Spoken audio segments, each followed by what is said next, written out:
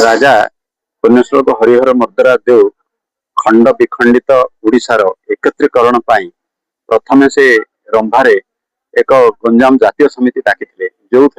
मधुबाबू फकीर मोहन नंद किशोर बड़ एवं ओडिशार अनेक राजा महाराजा को एकत्रीकरण कई आम एमती खंड विखंडित हो ना आम एकत्रीकरण हवा तार जो प्रथम बैठक था गंजाम जातीय समिति। गंजाम जातीय समिति मधुबाबू प्रेरणा पाई परवर्ती अवस्था उत्कल सम्मिलनी कर उत्कल सम्मिलनी आपण मैंने जानी ओडिशार एकत्रीकरण बहु उद्यम जार प्रथम बैठक कटक किंतु ए समस्त कार्यर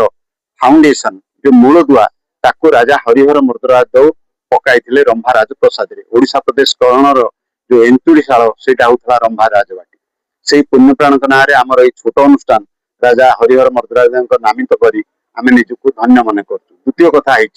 जिते अंधारी मुलक ओडिशार शिक्षार व्यवस्था नथिला सेते 1800 मसीह ए राजा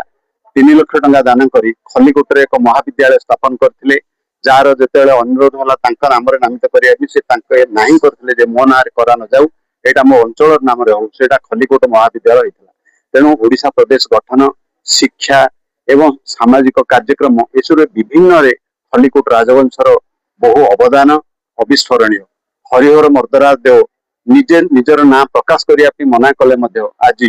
तांकर बहु दिन पर जन्म जयंती आज 155तम करिचु एवं 155टी चारा आज ये स्कूल एवं स्कूल बाहर परिसर रे रोपण करा जायछि।